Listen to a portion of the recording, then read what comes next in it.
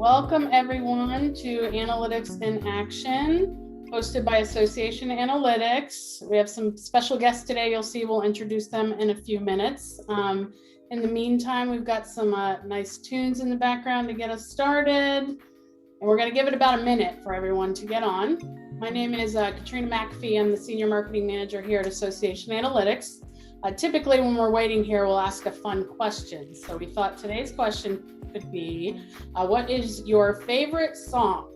And that for me is a very difficult question. I love music, so I got lots of favorite songs. So maybe it's a recent one, or if you got to put multiples, I get it. I landed on my wedding song, but also because it's a band that my husband and I both love, and that's why we picked the song. So it's a band called City and Color from, they're not very big. I don't know if anyone has ever heard of them, but they're from Canada actually. And the song name is Northern Wind, and it's got beautiful lyrics. I think you guys should all check it out. Lauren with a great answer. Do you have the link teed up? Because I mean, I'm curious now. I can do that right now. All right, everybody else. Bill, I'll turn it over to you for your favorite song. Shake it off. Geez, I don't know. I was planning to not answer that, being honest about it. All right, is anybody else on the call have an answer ready? There's multiples, I think. It's not just one. Yes. I can go with Bridge Over Troubled Water by Simon and Garfunkel, or The Streets Have No Name by U2. So, there we go. Fantastic song. Taylor. Yep. Behind Blue Eyes? Mm-hmm. What about you, Monica? Yeah, hard question indeed. I would say 3 that comes up right now is like fan of BTS, so anything BTS makes, hardcore fan. And then 2, we've been making our own music, so really excited that things that we're making at Innovators Box Studios, which we are sharing a little bit as well. And the 3rd is actually because it was September last month. I just put on September by forgetting the by Earth. Yeah. Is it September or October? I keep mixing up. I apologize. I know it's a famous song, so but I always listen to that every month at the beginning. So well, thank you, Max. Glad you're back here. So yeah, really excited. I feel like fall season is always like at the beginning of like, ooh, starting up the new weather, new song. Let me join new beats. All right. I'm gonna jump over to the screen now. Sorry, everybody, we're gonna miss out on music for a bit here. All right, we will get started. So we are at the next installment of Analytics in Action. So that's hosted by Association Analytics. Again, I'm Katrina McAfee. I'm the Senior Marketing Manager here. Today we have our host, Greg and Bill. Most of you are familiar with. So Greg Pollock is our VP of Sales. Bill Conforti is our SVP of Strategy and Solutions.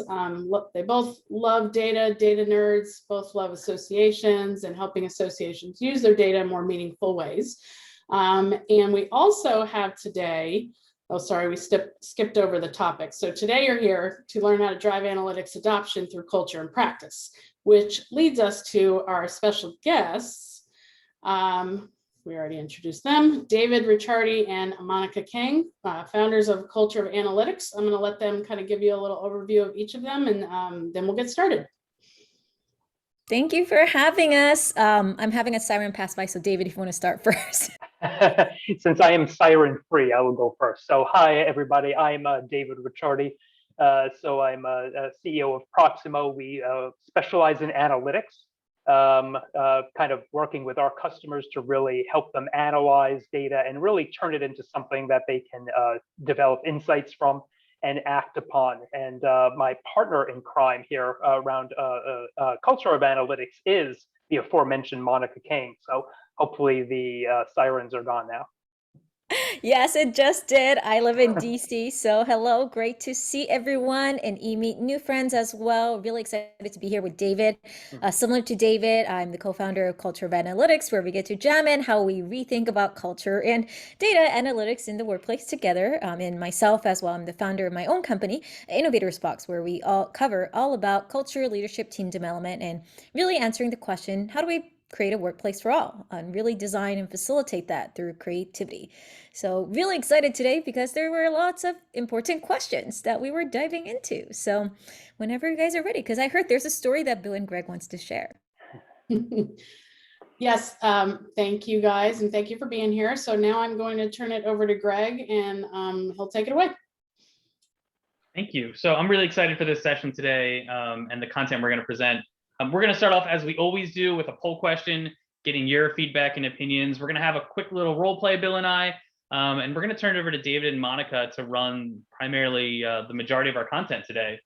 So with that, let's go ahead and launch our poll question. You know we love your feedback and getting more feedback from you. Let's skip over this. They know who we are. So which best describes the culture in your organization as it relates to data and analytics? Which best describes your culture? Unaware, apprehensive, aspirational, emerging, established? We're interested to find out where you're coming from today.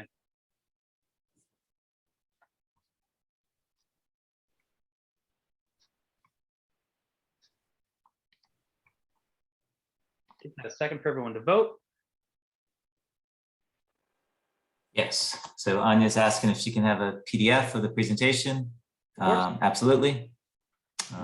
PDF, PowerPoint, recording, all of the above. Okay, let's take a look at the results if we can. Okay, so just for benefit of those that'll be watching this on recording later, we have 18% are unaware, right? So your organization is not really doing anything around analytics. The culture is that we're really unaware. A few of us, just 5%, are apprehensive. That's good to hear.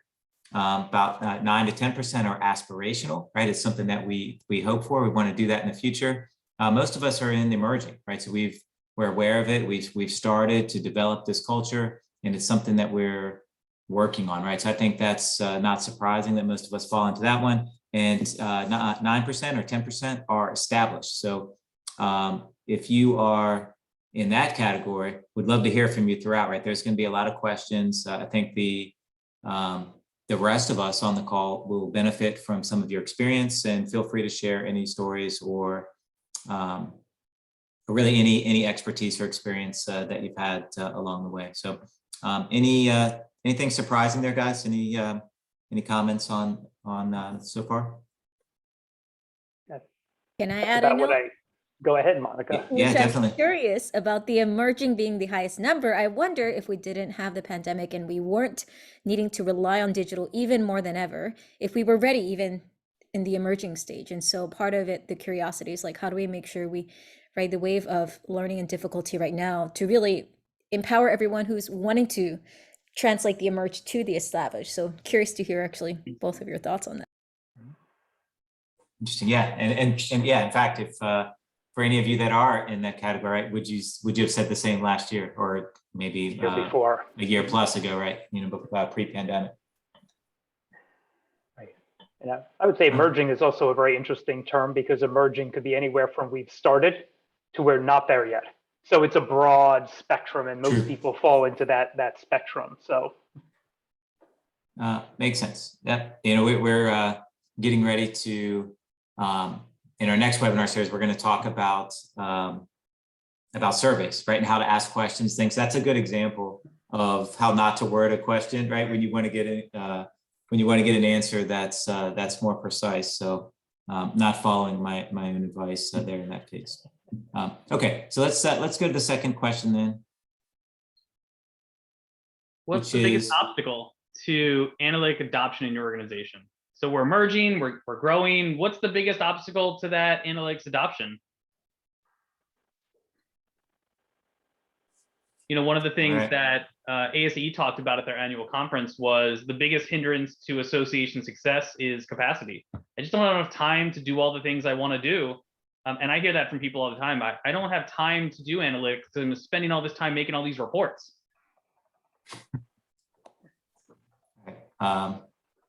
Yes, again, for the people on recording, not enough time, the budget, knowledge and expertise, or what we sometimes call data literacy, lack of executive support, the organizational culture, or something else, right? And if you're in the other section, you can tell us about that in the chat.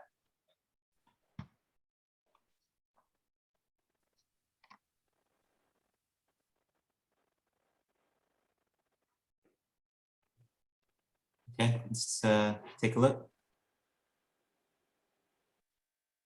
Okay, yeah, so 20% of us don't have enough time, right? They're the ones Greg's been talking to, right? They're too busy creating reports and doing other things to worry about this. Budget, that's 15%, say budget, or is a problem. Knowledge and expertise is one of the biggest at 25%. So the data literacy across the organization is not quite where it needs to be in order to maybe to appreciate why you should be doing this, or just to carry out some of the things that you'd like to do. Lack of executive support is really small, 5%, so that's good to see. The culture, right? So another big one, right? Knowledge and expertise and culture, which are pretty closely related, I think. So I think that's probably the biggest in this case. And then we had 10% that had another reason, something else. So tell us about that in the chat if you're part of that 10%. Chris, we love your questions. Drop them in the chat and change the chat so it says to everyone, so you can share those thoughts with everyone else. But thanks for commenting. Okay, so not that surprisingly, right? Especially considering the topic of today's conversation, many of us thought that the culture, organizational culture, was something that was keeping us from getting where we need to be, in terms of adoption of our analytics initiatives and just data initiatives in general. And so, what are some of those challenges? So let me jump in here for a second, and I want to start this piece off by saying Bill and I have run a lot of these how-to webinars, and we've talked about numbers and data and visualizing it. We sprinkled storytelling in there the whole time. But the challenge we're trying to solve today is a very different challenge. It's not a data numbers and challenge. It's a people, culture, and psychology challenge. And that's why we brought David and Monica in to help understand. It's a different skill set to implement and use an analytics tool than it is to actually be successful with an analytics tool. And you have to have both of these. And it's probably not an IT project to do the cultural, psychological part. But I wanted to do a little vignette here. And I worked at an association, and this often happened in conversations I had. So I'm going to be the marketing director here. I send out all the emails. I do the promotions for our upcoming events. And Bill, you're going to be the registration manager. You are in charge of our big upcoming conference, and your job is to make sure people are registering. And we bump into each other in the association kitchen. And it sounds a little bit like this. Hey Bill, how's it going? Hey, Greg, it's going great. Good to see you. Yeah, long time no see, man. Good to catch up with you. We've been promoting that conference. How's registrations going? Oh, it's going great. Actually, it's a tough year, right? With the pandemic and all, but overall, really good, really good. Thanks for asking. Awesome, great. Well, good to see you, man. All right, take care. Talk to you later now. And see. So that conversation happens in all of your association offices, and what you're missing there is the context behind that conversation. And I want to give some foreshadowing here into what we're going to be talking about. When I asked that question, what did Bill feel? Did he feel attacked? Well, if registrations are down, can I admit that? Can I tell Greg that we're not on track? And do I feel like guilty and shameful that it's my fault that registrations are down? But then, what was I actually asking? Was I actually asking Bill how things were going? Or if I'm in charge of marketing, was I offering to help Bill? Was I communicating that in an appropriate way? Did I make that conversation easier, successful for both of us? What actually happened in that conversation versus what was said is a really important part of this. And with that in mind, hopefully everybody can see themselves in the shoes now, right? We can all see that we've been on both sides of that fence before.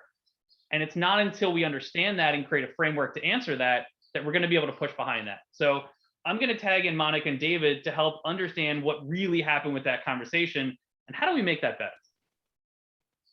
Thank you very much for that example. And I'll first start by saying a lot, right? I think thank you for folks who have already chimed in the chat conversations. Again, if you're comfortable, please chime in and engage. We want to see your reactions, comments, questions along the way. So don't shy away and feel like you have to express at the end. But part of what I love about this example is that from the surface, if honestly, as somebody who's like, okay, I'm just studying word by word, the conversation was fine. What are you saying? They were both smiling. The body posture looks fine. They said good words and complimentary words. Like, what's wrong? But I think gut instinct wise, as Greg and Bill has demonstrated, there's probably layers to it. And how often do we end our day realizing that we had a good day, but something feels a little off? And that something feels off when it builds on it, then it gets to months and it gets to years. And we walk away realizing that, oh my gosh, something's really off and I can't figure out. And on top of that, with all the data questions that you have, it's going to be even harder. David, as I get this. Right. Now it's exactly the way it goes. It's to follow up on your last thing that you just said there, Monica. It's becoming more challenging all the time because as time goes on, we all have access to more data, and there's a bigger expectation. So everybody starts asking more questions, whereas maybe a bunch of years ago there were a few questions. Now it seems like there's a question every hour coming from all different places, and it can get a little overwhelming at times. And so being able to really have a proper culture, which we've got up here on the screen right now, is I think very, very important. So I'll kind of turn it back to you right now.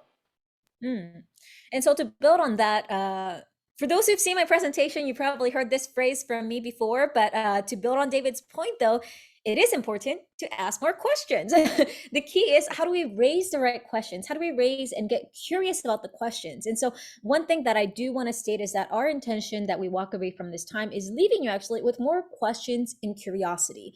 Again, the situations that every single one of us are facing in our own organizations, in our own teams, the type of technology, the type of stage of data tech adoption is going to be different. So we're not going to expect for you to feel like we have all the answers.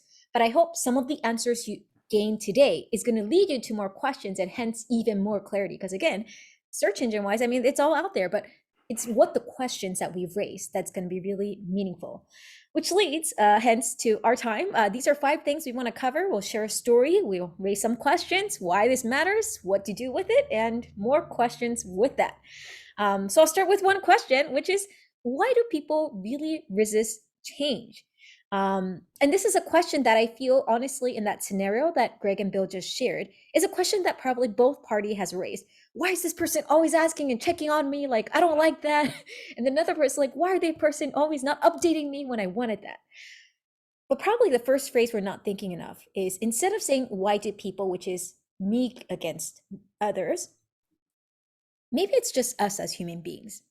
And the one thing for folks who might have seen me share some of this before, I talk about this of, at the end of the day, this all connects very much to us being human. Yes, Greg, thank you very much. Change sounds scary. I think we take it for granted. And I like to think of a human example, even like there's probably times when you had to try a new food for the first time, visiting a new country, visiting a new location where you do not speak the language, or like go to a new industry. All these moments, we have a gut instinct of like, ooh, is this safe? Can I show up the way I am as who I am? Can I ask this question? Is Greg going to frown at me, or is Bill going to think that I'm like not doing my work well? It's a real human thing. Yes, Max, absolutely. And so for folks who are seeing just on the recording, I'm seeing some of the conversations in our chat just really echoing back how they also see how all of this goes back to human emotion. And so the story we want to share is how it really happened for us. Actually, one of our first few clients that we worked with started genuinely in that way. They had a very specific question, and that one question turned quickly into a whole project. David? Right. So yeah, I can absolutely talk about this. So me and Monica and our teams were engaged with this client, a bank, and it was around ostensively analytics. We're going to have a dashboard. We're going to roll out things to our organization. Interestingly enough, this was like the 3rd time they had tried this in the last handful of years, and they were hoping to have more success this time. So when we went in with them, we had set up a series of 7 sessions, I believe it was, over about an 8-week period, 8 to 12 weeks, where we were going to, kind of talk to them about what we were doing, what was coming, what their role was going to be. It was really around a lot of the cultural adoption. And so the first session, we went through and we just said, here's what's happening. And we immediately got back a lot of responses, which we very intentionally kind of put out employee surveys to say see what they thought about it. And there were a bunch of questions about, well, I didn't know about this. What is this? Why are we doing this again? There were all these kinds of questions, and our key stakeholder for the project was like, I told them this already. And I think Monica has a very good way of putting this, but you told this them once, and it wasn't really enough. Humans, like Greg was putting into the chat before, it's easier for us not to change. And so when there is an external input that's saying you should change, we'll just tune that out until we don't, until we can't anymore. And so it really comes down to are you communicating and in a way in which people are actually absorbing it. And so that was a very important takeaway right then and there for the customer, which changed the whole trajectory of what happened over the next several weeks. Back to you, Monica. Thank you very much for sharing that. And I hope the insight you're catching from this story is how it really started with this one question to David of like, hey, like we're still seeing that people are not adapting to this technology that you're helping us build. As we heard earlier, David's specialty is helping companies adapt to their new tech and softwares and tools, and he builds those data warehouses. But they were scratching their head. I'm like, we know the tool's good, but somehow people are not adapting. Did we do something wrong? Like, what's going on? And that led into a whole conversation. And even when we implemented, there were still people who were not hearing because we didn't share enough, and the leadership didn't get a chance to reflect upon of like, oh, we thought we shared enough, but it still was not enough. And so I hope that the message that you're already hearing from this story is that the reason why, no matter what stage we're at in the communication, culture is very connected to how we encourage others who are not ready to adapt and trying to figure out how to understand, because they have perhaps not heard yet enough. And so the key is, one, when we hear phrases like, oh, this is not my problem, what's in for me, I don't have time to learn something new, and the reason why we're all here and how do we navigate situations like this, Monica, David, is that if we have a safe culture, going back to even Bill and Greg's wonderful example, it would feel safe for me to just check in and say, hey, Bill, like you say it's fine, but like, I'm just here to really ask you because on my side, I'm not seeing any engagement that I used to. Like, do you want me to try a different tactic? Like, I just want to see if you need any support, right? Now Bill will say, oh, if that's what you mean, yes, actually, yeah, sure. Can you help me? I'm like, I have no idea why people are not signing up. And then it might be like, oh, let's try this different tactic. You know what? With like the recent social media shutdown, I think we need to try a different way. And now they're in conversation. That is only possible if the culture feels safe. So it's not just tactical. It's not just, well, how do we improve this tool, but how we think about the human experience. And so the key is, we know why this is important. But again, we're probably here because, okay, we want to know what to do with it. Like, where should I really do differently? David, Monica, it's great that you got to help so many people and like, build this out and hold them accountable, but how can I hold accountable in my organization? So this is where we want to break it down into two different segments in particular. The first part is really asking 6 questions about a question. David? Right. I always like this because it sounds so simple when you say, I'm going to ask a question. Oh, it's just a question. What is it? But you have to think about how that question is interpreted by other folks, and including, I think, sometimes the way you would self-interpret a question. Just because you ask something, if it's not clear to somebody else, and that doesn't mean it's not clear to you. It means, did they hear what your real intent was? You're going to come back, they'll go and get an answer for you, but it may not be the answer to the same question. So I always kind of break it down and advise people that before you ask a question, or before the whole organization mobilizes to answer a question, you should ask yourself 6 questions about that question. And if you can't answer these 6 questions, you should probably look at asking a different question. Maybe this is not yet the right time for this question. And so the thing about, you want to say the question formation, what am I trying to solve? And so like Greg asking Bill, how are those reg numbers doing, is a question that seemingly has a simple answer, good, bad, indifferent, but really what Greg is trying to figure out is, should I be doing something different? That's the problem he's trying to get to the answer for, not what are the reg numbers. So that question formation, has to be very, very clear, so everybody understands what you're trying to solve for.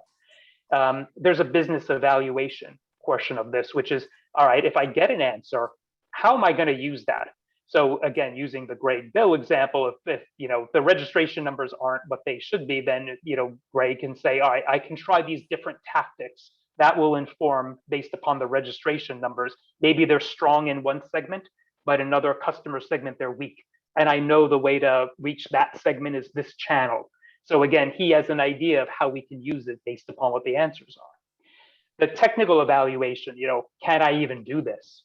And I'm gonna use a different example in this case, but because I've heard this question come up from associations for years.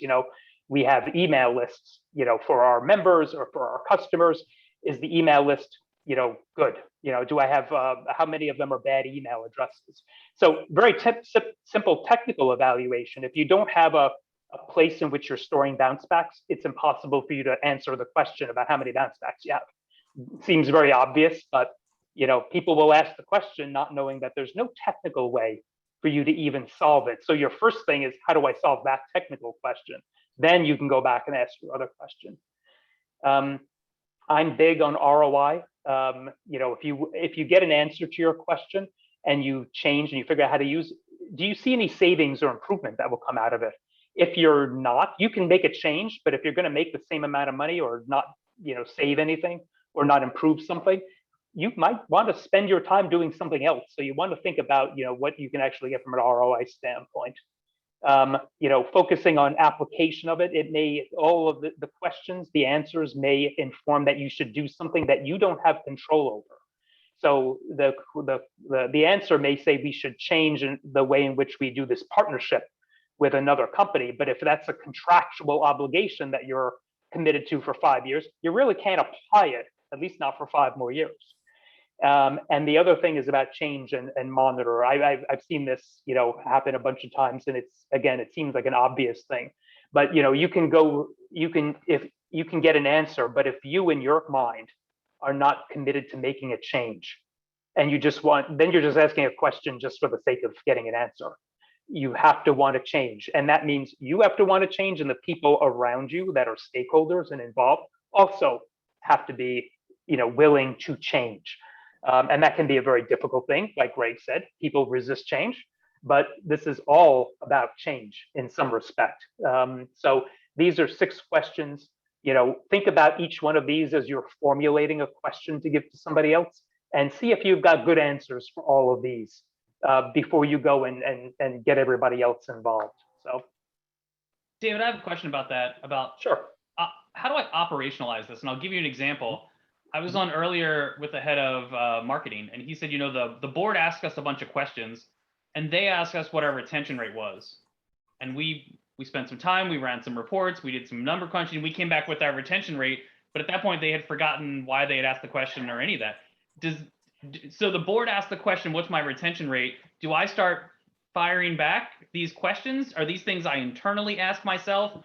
Are these surprise answers I deliver when I tell them the retention rate? How do I use this? Yeah, oh, go ahead, Monica. Well, Were you gonna? If it's okay, yeah, I wanted to Go build ahead. on that because one aspect I wanted to put this into the framing, and Greg, your question actually alludes to this very much, is that when we think about, okay, like asking more questions, I get it, but as you said, in the how and the implementation, the key thing is, and I'm going to +1 on Mac's wonderful comment earlier, that how this is a very different skill than just, thinking about the numbers, is that it's going to take some reflection. You're absolutely right, Greg, actually, to ask that. It's going to be by case. Honestly, if it's going to be the type of person that that you feel safe to say, hey, Greg, when you mentioned the retention numbers, do you mind if you can clarify when you need it by, why you need it by? Is this to solve a problem? What's the source of the problem? Do you actually need any other numbers? Can I get all 3 of the numbers at one time, not just the retention numbers? Then Greg might feel appreciated. But if I know that Greg's maybe the style that he's going to say that, but then he's actually jumping into another meeting and it's going to actually see it bothersome for me to ask, maybe I'll organize all my questions and send an email like, hey, Greg, I'm about to work on this, but like, could you just confirm these so that way I'm on the right track before I spend like 6 more hours? Maybe that way then Greg would give feedback and say, hey, this is the style. And then this is where it's key. It's like, for me, I'm trying to assess how to manage up. I think most of us are familiar, right, with the terminology. And that way that I'm trying to figure out, okay, I now know Greg's communication style.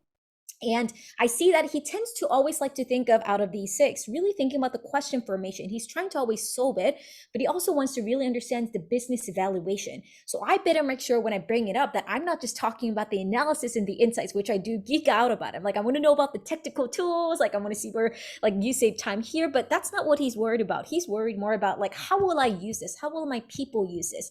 So if I'm not communicating that way, no matter how fancy my report's gonna look, Greg's gonna feel like, no, Monica, you didn't understand me. Do it again. I'm like, oh no.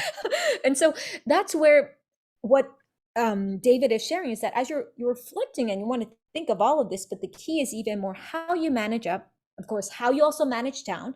What do you want to make sure you communicate to your junior team members? Because again, a lot of people are here because we're like, how do we not do this alone and bring all our other people and convince others to plant the seed? And so the key is to have that awareness, to get curious.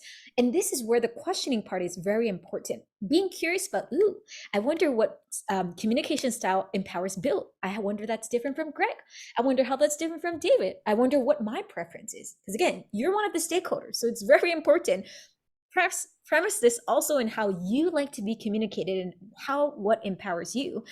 And then you want to think about how you manage across. So again, how you manage up, manage down, manage across. There's going to be some different aspects of how you feel safe, culturally different, as well as how you show up. The key is, how do you do this with more curiosity and openness, assuming kindness? If David asked me to do something last minute, instead of like, okay, here's David asking me again, I'm like, oh, let me see what's going on. David's been asking me a lot of last minute requests. Like, can we just have a sit down meeting and let me just tackle all 10 one time and just ask him if he can give me a longer timeline instead of going back and forth. And that way David might be like, oh, I didn't know that was helpful. Or like, no, actually, it's just this week. Sorry, there was like 3-4 major things happening. So thanks for your flexibility. And they're like, okay, let's just extra be mindful this week. And the next week, let's just take it easy and look at the system. David? Yep, I agree with all of that, and and just to kind of put a point on it, I'm going to have to make one other point as well. But yeah, you can use this tool here, and I think Max just put something in the chat that was speaking to what Monica was talking about. They may not be, the asker of the question may not be thinking of these 6 things, but you can use this as a way to help get clarity from them, and you don't have to do this in a way that's confrontational. Like, do you know how you're going to use this? Would be a confrontational way to ask that question.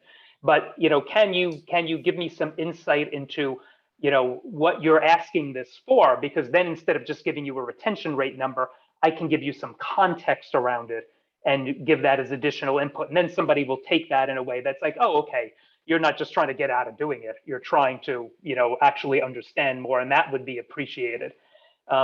And the other thing I'm just going to say is, because Greg, you asked another thing that you said in there, which was a subtle distinction, was about how long it takes to do it, which is another, a ball of wax. And it could be something around where, we can answer this for you, but it's going to take us a couple of weeks. Is that okay? And then somebody might say, well, it's not worth it. Or you also want to take a look at the tools and the staffing and the expertise that you've got so that you can turn around answers more quickly. If you take a couple of weeks to get an answer on anything these days, it seems like a really long time. So, but that's the last thing I wanted to mention on that point. Do we answer your question, Greg? You crushed it. Thank you so much. Thank you. And thank you all for also chiming in the chat. I hope, again, this is a reminder that at the moment of, I think those moments feel a little like, oh, this is not a big deal. Let me just figure out. But I hope you give yourself reminders that, hey, these are moments that I should explore, because actually untangling that, finding clarity would actually liberate you from a lot of the stress and burden that you're feeling, but also how you reframe. And again, for those by chance who's listening to this and feeling like, I'm not really sure if my workplace feels safe to do all of this, I want to really focus on channeling in that conversation of how do you protect your safe zone to create these moments. So that way you're asking these questions to learn more, and gradually building your safe comfort zone one bit at a time, which leads to really hence that culture. Often I feel it comes across being top down, right? As David has shared, well, these are 7 questions and 6 questions and other things that you want to keep in mind. I want all of us here, no matter what hierarchy in the organization is or what level of authority that we have in our organizations, that you are part of the culture. Whether you're an intern or the executive, you're all part of shaping that experience. And please note that, yes, it seems more visible from top down, and we absolutely do need top down support. Just because you're not there does not mean that, it's all on them. And actually, if you are there, don't try to do this alone. You should be co-creating this. And this is why culture is the secret. It's not just black and white. It's something that's co-designed, developed. And again, going back to the comment, that is a very different skill and different way of thinking. And you're going to keep hearing me say this, being curious about it. We're humans. I'll be honest. Like, if I get stuck about problems, like, my gut is like, oh my gosh, did I do something wrong? Why it's not working? But if I see this with curiosity, like, I wonder what happened, or like, oh, I wonder why people said that, then I'm opening myself up to not only exploring more instead of reacting. And we all know how that feels very different in a situation where we feel we have to solve something. So next time, based on, in addition to what David has shared, when you hear phrases like, this is not my problem, Monica, don't ask me to do this, I'm not worried about data, you're talking to HR, what are you talking about? Go to them and maybe say, what are they actually feeling? Just like in the conversation of Bill and Greg, they were smiling.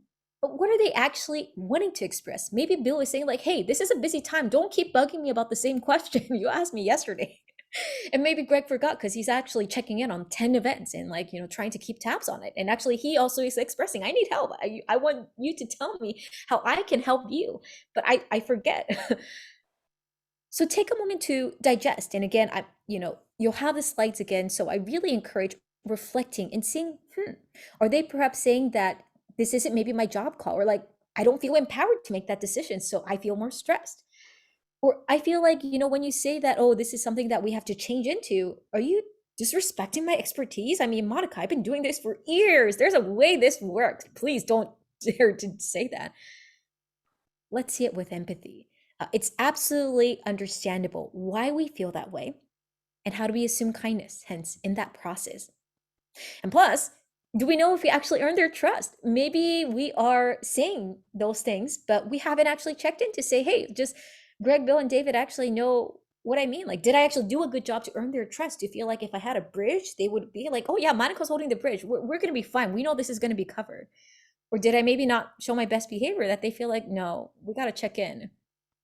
Let's maybe double check, because how have we actually shown to earn their trust?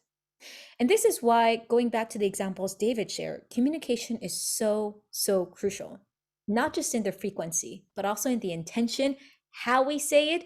I can do the same presentation without my facial expression and just like, yeah. So folks, look at the slide, number bullet point, right? It feels very different already trying to do that because it feels different. And it's not that you have to smile. Please, no toxic positivity. I want you to show up as who you are. This is just happened to me, genuine me.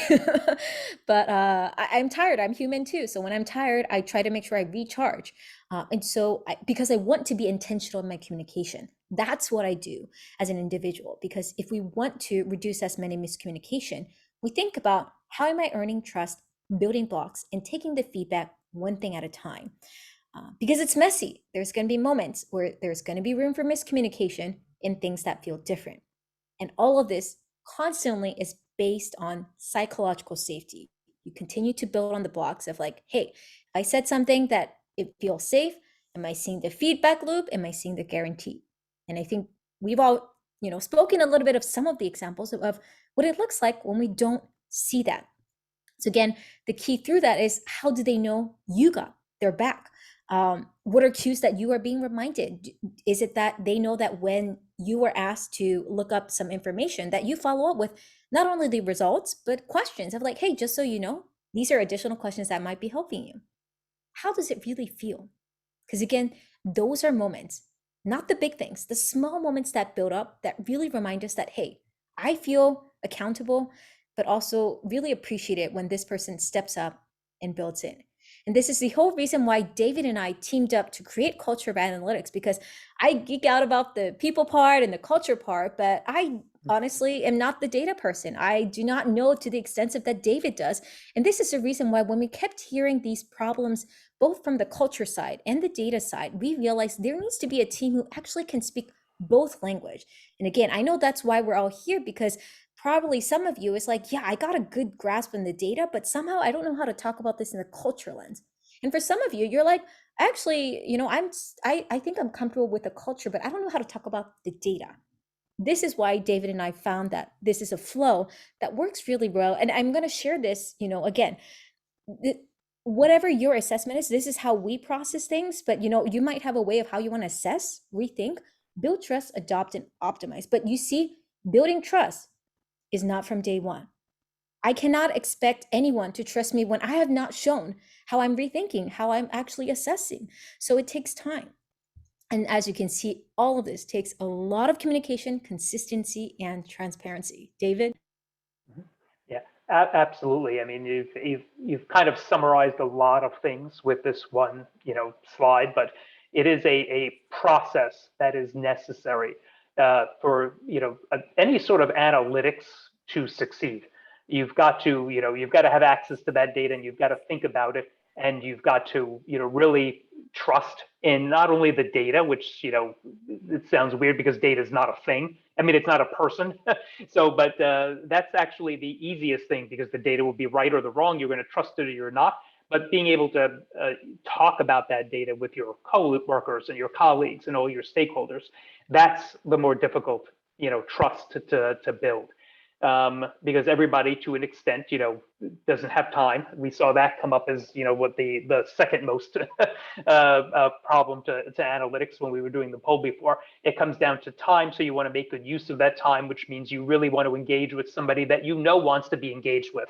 And you can have a real conversation about what you're going to do that's going to change to move the needle, move the ball forward, whatever metaphor you want, so that you can adopt that change and optimize what it is you're doing, which in turn, ideally services your customer, your member. And so I hope you're being empowered as you listen to this to realize that, hey, there's already things that you're probably doing very well. This is why already you signed up to be here, because you're taking your time out to say, I want to figure out how to do this better, which means you're already on the right track. So congratulations, you're already great on step one, taking your time out to really carve and ask and wonder about these questions. And step two, what I hope we're reminding you is that please don't do this alone. This is not a one-person job or one-person responsibility. This is why, we exist. This is why there's other teams. This is why you want to have a team internally, externally.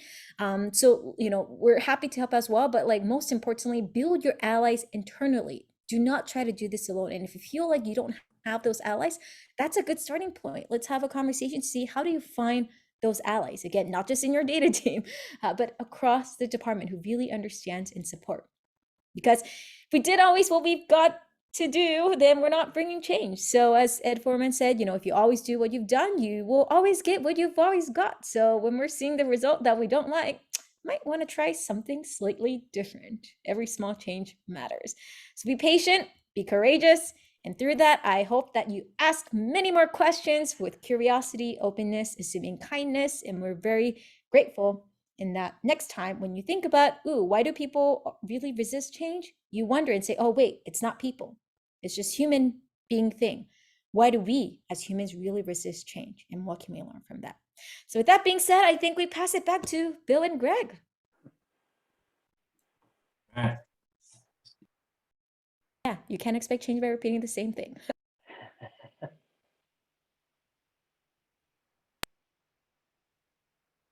All right. Yeah. So we're going to go to a couple of key takeaways. I mean, there was a lot there to unpack, and as Greg said, this was a little bit less about numbers and charts and things, and usually it's more about the psychology behind it. And so it's obvious, right? We talk a lot about this in our technology discussions, right? Very often the technology discussions are really more about people and change and processes than they are technology. This obviously is one of those situations. It's change management, it's environment. Remember, in David's story, there was an adoption problem, but it was really about not having enough information, not having enough motivation to make the change, right? To actually adopt the tools. And we have to feel safe. We have to feel safe to raise questions as well as to be questioned, right? So along those lines, I think this is a really good takeaway is the 6 questions about questions, right? So we want to ask things and we want to measure things. that matter, right? If you're not sure that they matter, if they don't result in changes and improvements, if they don't solve problems, then you really have to ask yourself if that's something that you should be spending, valuable time and resources on. We want to support that kind of environment, right? It promotes the questioning, it promotes curiosity, challenges assumptions, this idea of psychological safety, right? It's not just about Bill and Greg having that conversation at the water cooler. It's about the environment more generally, right? Do you have that environment where assumptions are challenged, very often using data, but in other ways as well.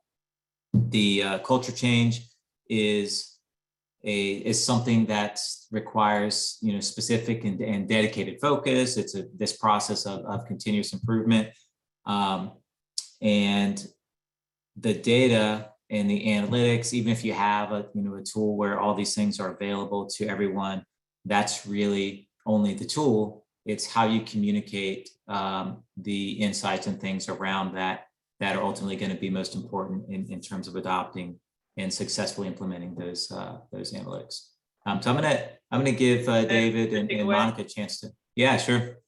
One of my takeaways is the people who are good at data and analytics may not be the people who are good at cultural change. And it's okay to raise your hand and ask for help, and bring in a partner who can help augment your skill set and ultimately bring the change you're looking to have, right? Greg and Bill can talk about analytics all day long, but we needed a David and a Monica to talk about culture and psychology. And together we can bring the change that our organization needs, because we want to do better. We don't want to have the same results we had last year and the year before.